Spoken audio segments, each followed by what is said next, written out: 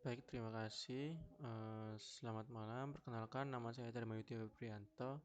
Di sini saya sebagai murid Analytics and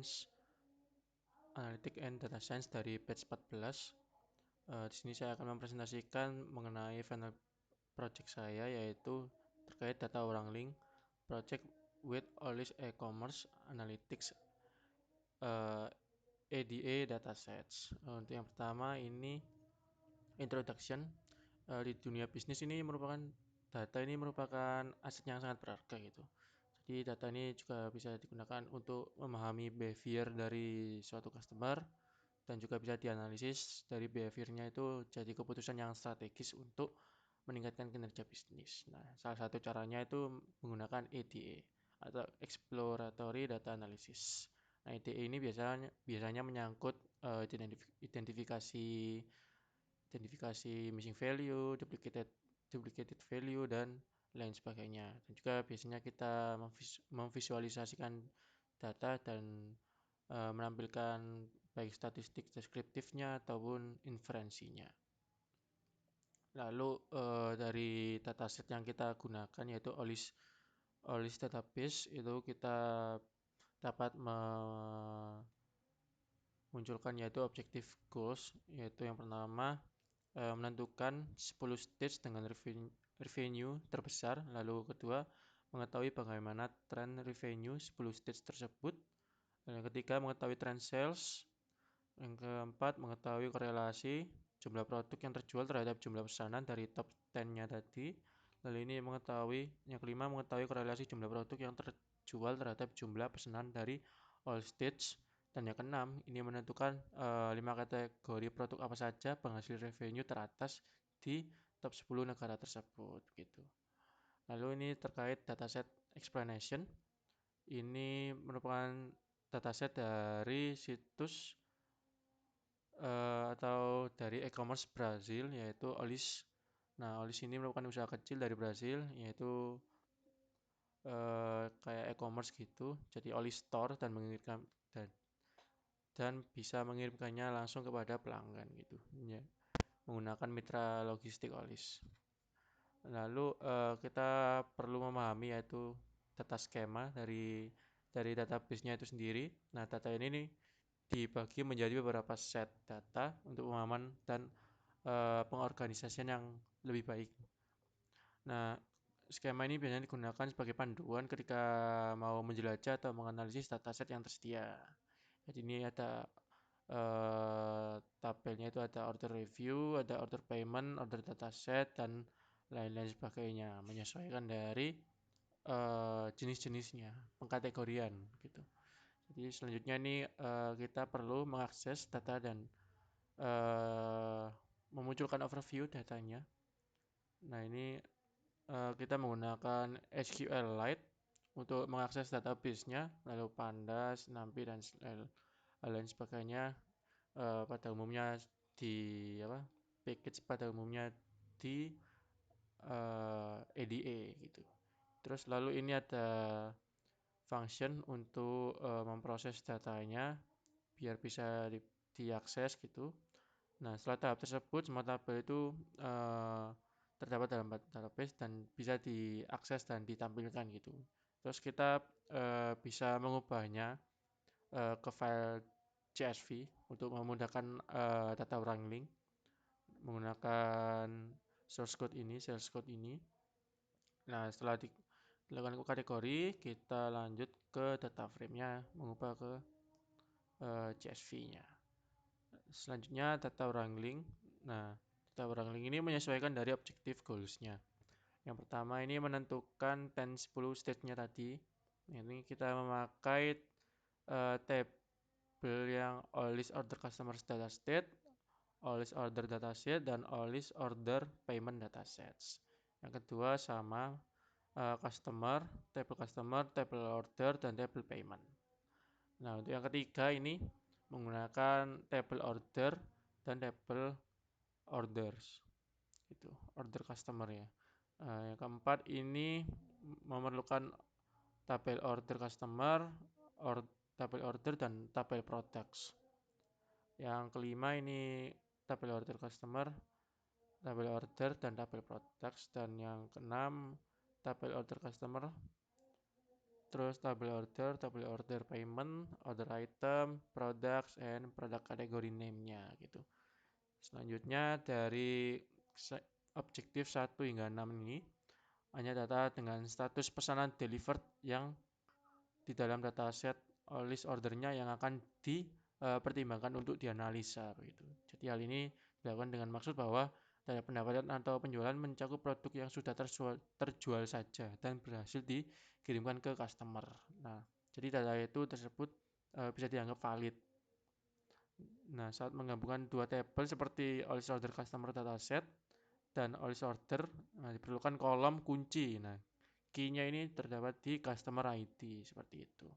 Di proses data wrangling dan data cleaning saat mengubah data raw-nya menjadi data yang ready buat dianalisis melibatkan beberapa langkah, antara lain menggabungkan beberapa tabel yang relevan untuk setiap kasus, mengidentifikasi nilai hilang, menangani nilai-nilai yang hilang, duplicated value, outlier, dan hal lain-lain sebagainya gitu. Nah, ini buat overview data wranglingnya, prosesnya. Pertama, import libraries, load dataset. Untuk datasetnya kita pakai yang customer, order, dan order review sama payment. Nah, selanjutnya memilih order statusnya yang berstatus delivered. Nah, ini memilih column yang order statusnya itu yang statusnya delivered. Jadi biar bisa dilakukan analisis lebih lanjut gitu. Selanjutnya memilih 4 kolom yang akan digunakan untuk analisis dari table dari table is delivered orders dan mengkonversi kolom order purchase timestamp dari data type string menjadi data type date and time. Selanjutnya dilakukan identifikasi missing value dan duplicated value terhadap table is delivered order. Selanjutnya kita perlu ngecek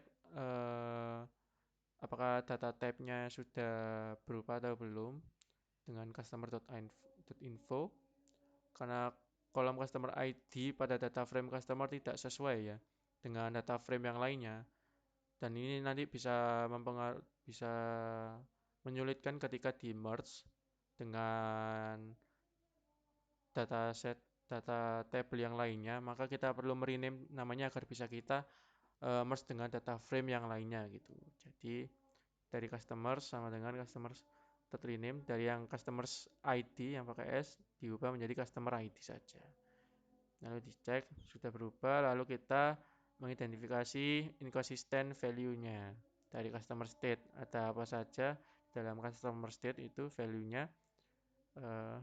Lalu kita perlu mengidentifikasi berapakah payment value pada transaksi yang not defined. Setelah dilakukan identifikasi, ternyata pada transaksi tersebut payment value bernilai 0, sehingga transaksi yang not defined dapat diabaikan. Yang keenam, menggabungkan tabel. Yang ketujuh, kita perlu mengidentifikasi ulang missing value dan duplicated value pada tabel revenue stage-nya. Karena tadi udah di merge dan kita gabungkan di revenue stage gitu. Oke. Lalu ini untuk overview tabel objektif 1 dan 2. Nah, selanjutnya kita dapat mengulangi langkah yang serupa, yaitu langkah 1 hingga 7 untuk membuat tabel kedua dan seterusnya, guna menjawab objektif lainnya. Nah, ini sekarang kita masuk ke data analisis dan data visualization. Yang pertama, objektif kita menentukan 10 state dengan revenue terbesar. Dengan menggunakan tabel revenue stage, kita dapat mengkelompokkan data berdasarkan column customer stage-nya dan melakukan penjumlahan pada column payment value-nya.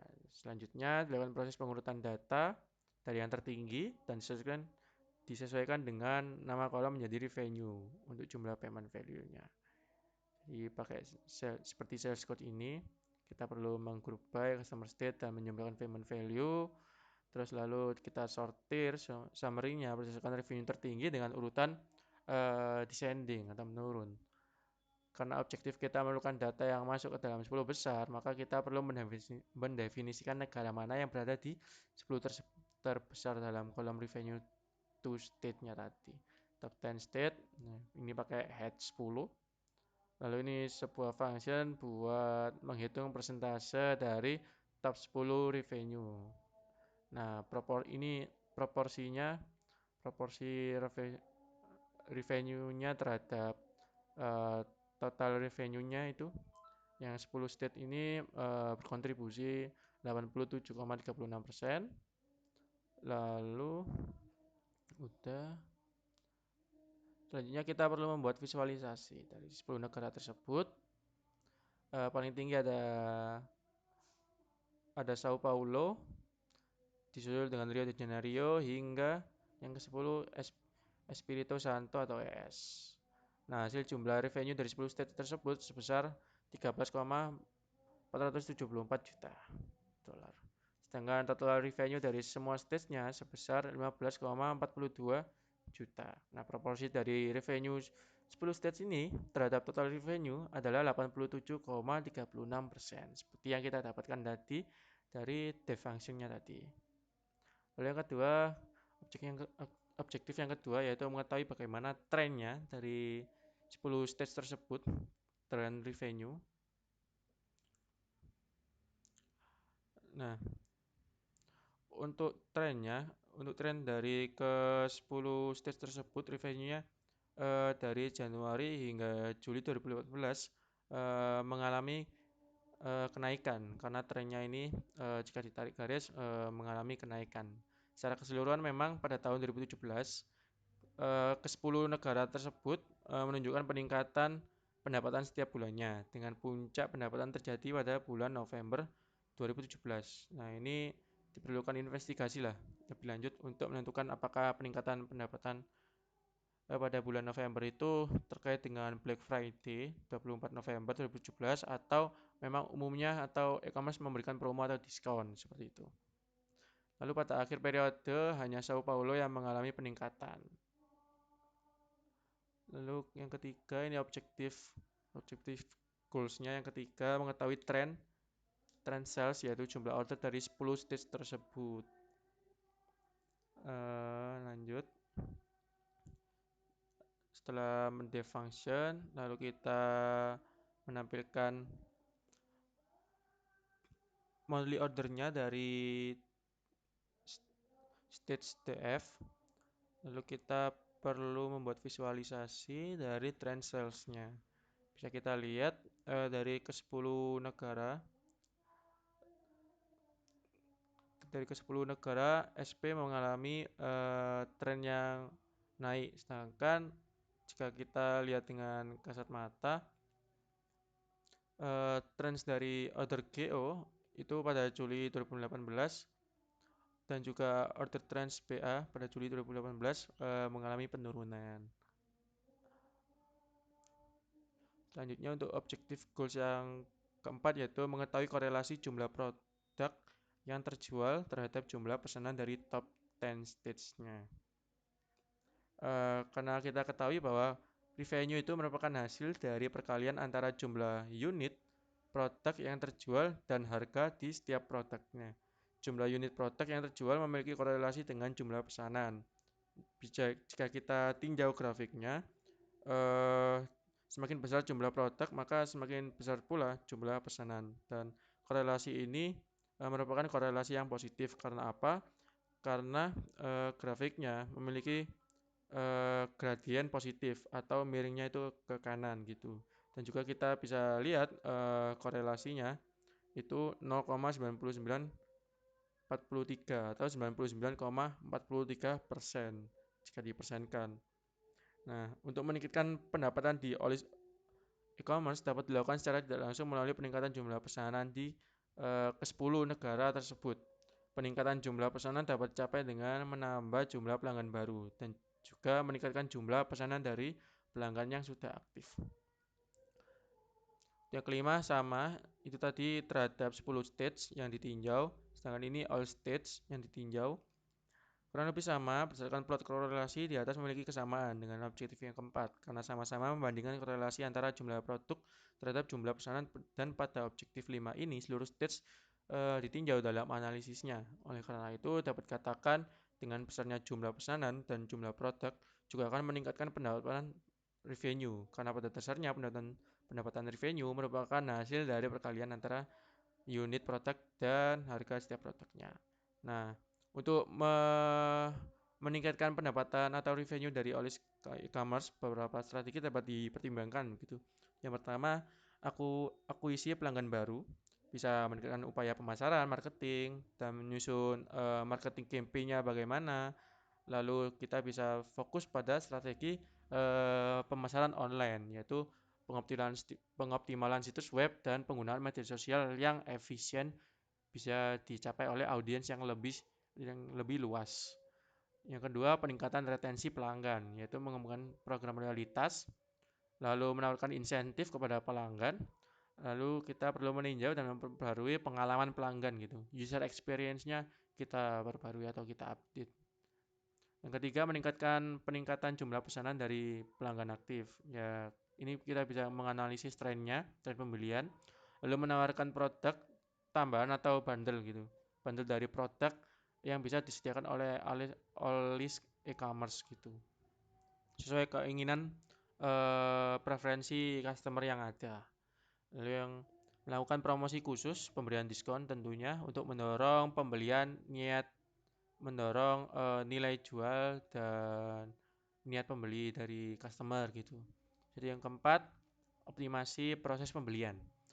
Memastikan pengalaman pembelian online ini lancar dan efisien, tidak ada yang namanya meminimalisir lah, yang namanya error ketika melakukan pembelian. Lalu yang kedua ini meninjau proses check out-nya. Ini ditinjau behavior atau perilaku dari customer-nya seperti apa, kebijakan pengembaliannya seperti apa, dan dukungan pelanggan itu biar nyaman itu seperti apa gitu. Jadi itu perlu dioptimalisasi. Yang kelima, analisis dan respon terhadap tren. Melakukan analisis lebih lanjut terhadap tren dan merespon secara cepat terhadap tren pasar dan mengadaptasi strategi pemasaran sesuai kebutuhan. Yang keenam, penggunaan event dan promosi khusus. Nah, ini seperti ya pemberian promo-promo, pemberian diskon di periode-periode tertentu seperti Black Friday tadi, seperti Natal ataupun hari raya atau tahun baru gitu. Untuk yang objektif keenam, menentukan 5 kategori produk dari top 10 stage-nya tadi. Dari top negara tersebut, kategori produk yang terkait dengan kebutuhan sehari-hari dan kebutuhan rumah tangga seperti bed, table, health, beauty, computers, accessories, furniture, decor, dan housewares secara konsisten menempati posisi top 5 kategori produk dengan pendapatan sebesar Selain itu, kategori produk yang terkait dengan hobi atau seperti automotive, sport, leisure, toys, and garden tools juga tercatat dalam top 5 kategori produk dengan revenue terbesar. Nah, menariknya, kategori Watches Gift ini juga berhasil masuk dalam daftar top 5 kategori produk dengan pendapatan tertinggi. Nah, dari keenam objektif tadi dapat diambil satu conclusion dan recommendation. Lebih dari 87,36% dari revenue Olis berasal dari 10 negara tersebut. Karena itu 10 negara ini bisa menjadi rekomendasi atau fokus yang lebih untuk mencapai dan menerapkan strategi baru atau melakukan inovasi marketing gitu. Lalu melakukan promosi khusus, memberikan rekomendasi, menjalin kemitraan dengan penjual baru, dan memberikan keleluasaan dalam pembelian untuk customer-customer yang baru gitu. Jadi untuk yang kedua, pada tahun 2017 ke 10 negara tersebut mencatat peningkatan pendapatan dan jumlah pesanan. Namun pada akhir periode 2018 hanya Sao Paulo yang mengalami kenaikan dan yang lainnya cenderung mengalami penurunan gitu. Lalu yang ketiga, kategori produk yang esensial seperti kebutuhan sehari-hari dan kebutuhan rumah tangga menjadi fokus utama Olis. Karena memang kategori produk ini memang banyak diminati oleh customer-customer Olis e-commerce. Untuk yang keempat, jika kategori produk yang terkait dengan fashion tetap dianggap penting, diperlukan upaya edukasi terhadap penjual yang sudah ada. Selain itu, investigasi lebih lanjut diperlukan untuk menilai apakah produk kurang sesuai dengan tren fashion saat ini atau menghadapi ketidakkompetitifan dari segi harga gitu. Lalu ini untuk additional resource dan reference. Lalu untuk source code-nya bisa diakses di GitHub.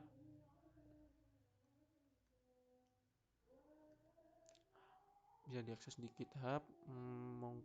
Lalu untuk datasetnya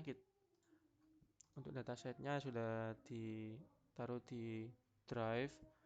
Ada all list dari seller hingga geolocation. Mungkin itu saja presentasi final project SQL Wrangling dari saya. Kurang lebihnya mohon maaf. Wassalamualaikum warahmatullahi wabarakatuh.